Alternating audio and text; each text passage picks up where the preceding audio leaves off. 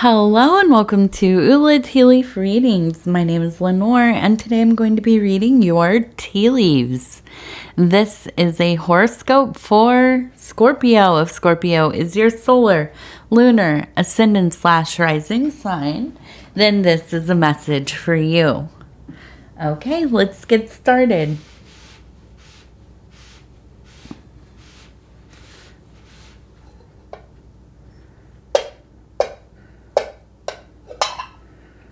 Okay, let's see what these tea leaves have to say today. Okay, and so our card for this reading is the Devil. And one of my favorite archetypes, definitely, for the tarot anyways, and a feeling of kind of releasing yourself of social constructs, of social norms, doing what you feel like doing, following your desires, your wants, your needs,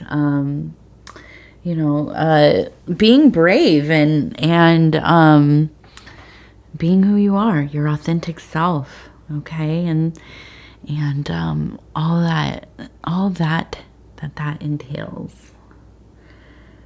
Okay, so let's see what we have going on here.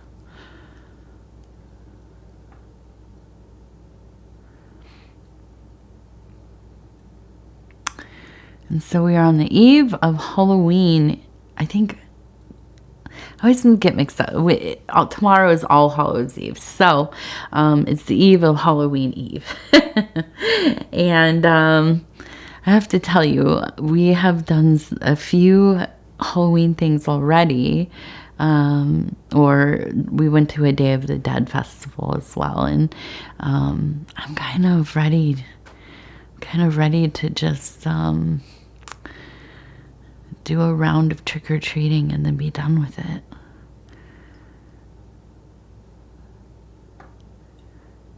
All right, so we have some interesting, and I want to look at this one more time, because my last reading for Pisces, we had a person in a witch's hat as well, and this one is more, it looks like a person maybe in a dress, the head here and then the hat right here. Okay, head back kind of. And so interesting that would come up twice in a row. So we have that kind of magician, folk magic, energy, right? A holy person, a spiritual person, whatever it is, whatever you kind of tie that witchy, character to the archetype too. So it makes sense. It would be in here with the devil energy. Somebody who lives kind of on the fringe of things, an outsider, but not disenfranchised, right? Here's the difference. This is a person who makes the most of their position within the collective, right? This is a person who thrives kind of in the shadows, doing their work quietly, okay? And I think that, Scorpio, I think that you vacillate between, wanting to be seen and kind of stepping back from, the limelight, this being out there in that that bright sunlight. But I think that you really, when you get into this place where you are just kind of doing your thing, cruising along, really feeding your interests, your hobbies, your desires, doing that in a way that is healthy for you, productive, you really begin to kind of flow with that unseen thing that is, kind of woven throughout our reality. You are very much in touch with spirit, your intuition. If you have any kind of clairvoyance or, psychic ability, healing, a healer, whatever it is, or if there are a lot of those things in combination, it is really coming out. And I don't think that it's just the season, right, where the veil is thin and, we kind of are more confronted by those, so-called supernatural, ultra-natural things. But I think this is just really part of your own personal cycling of where you're putting your energies and your focus, okay? And then I'm seeing music, okay? And I think that seems like it's very important. I feel like you are kind of following the vibe, right? You're kind of just really into whatever you're listening to, whatever kind of music the world is making for you. You are it's almost like an enchantment, right? Like a hypnotic state. And there seems to be a person kind of lying here. Almost kind of reminds me of Kali and Shiva there, and kind of, being supported by the lover, let's say that, your consort. And this can be the anima, the animus. It can be, somebody who is manifest, possibly. But I would say this is more of a balancing of those different parts of the archetypes complementing one another. Okay, and really this magician, high priestess, this, ability to manifest, create the world, the perception, the environment, atmosphere that you want and need. It's very much balanced out by, I would say this is almost more of, maybe like an emperor, empress energy, but more like emperor, I would say. And, really kind of, holding you in that place of great magic, okay? And the music, the beautiful music. And then this one's interesting too. It looks like a clown, almost like more a harlequin, and you can see it's almost like a star, but it looks like it has that pointy hat, and it looks like it's carrying maybe like an axe. But when you look at it closer, it looks like a person blowing a horn. Okay, so almost like maybe an angel blowing a horn. But I do think that there is no apocalypse, right?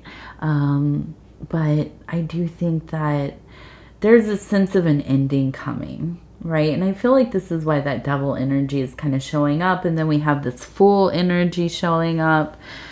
We have that magician. All of these kinds of, the outsider archetypes are really kind of running amok right now in your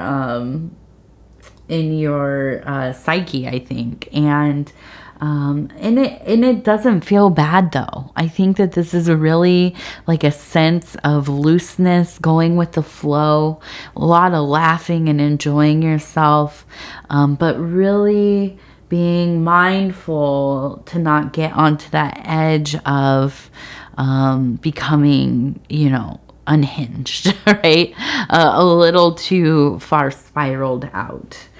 Because that can get dark easily. And we know with that like Pan energy, Green Man energy, the wilderness, with that devil energy, even with the magician, because we know the magician is just one tick away from the madman.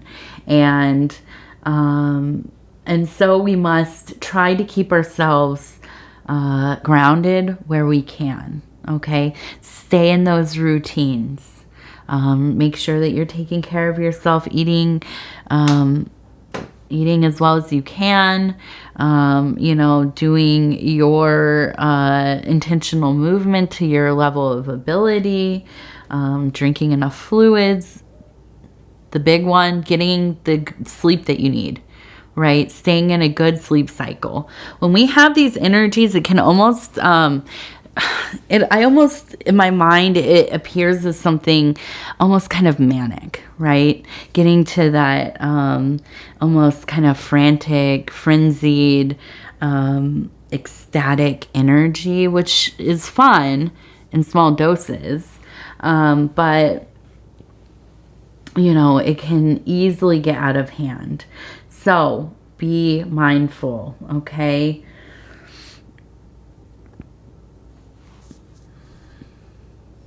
I'm getting a lot of, and we have this person laying here. We have another person laying here. And I feel like there are really strong dreams coming through. Almost, I feel like you're having maybe bad dreams lately. They feel prophetic, and almost dire. And I wonder if that has to do with this. Even myself lately, I've had some, troubled dreams, like a couple here and there. And it's easy to get in that mindset where you're like, oh, everything's ending. These huge terrible things are happening. And I don't know. That might be the case. I don't know. I don't think so. But, I think that our mind, especially when we're in this heightened energy field, with, things like the Fool, the Devil, all the, we can get into this place where we think, oh, everything is at its peak worst, or the most terrible things are going to happen. And, and for some people in the world, yeah, they are having their worst days. Of course, that's, every single day that is the case for somebody, right? And so, in my mind, when we start to have these movements towards these kinds of dreams, we must not, buy into this solid, idea that these things are fated. But we turn towards things like prayer, meditation, being charitable, being of service, spending time with the people we love, doing the things that, we do that we can share with others, not isolating, not getting, down a rabbit hole, of ideas about things and whatever, becoming very detached from base reality. It's important for us not to fall into deep paranoia, right? And this is kind of all goes together here. And if you do feel like you are getting to those places, there's nothing shameful about that. It happens, to people. It does, all the time. I have had my, when I was younger, I had moments of having to go into the hospital and things, because I was not, thinking very clearly, or, what have you. And so I always want to mention on here, because I am privileged enough to have this little platform, that, if you do start to feel these ways, please talk to somebody. Please reach out to your support people. There are a lot of different resources. There are a lot of places that you can go. And I know it's difficult when you are in that place, especially if, if you're not perceiving yourself to be, in psychosis or anything like this. But please talk to people about the things that you're feeling, thinking about, and so on.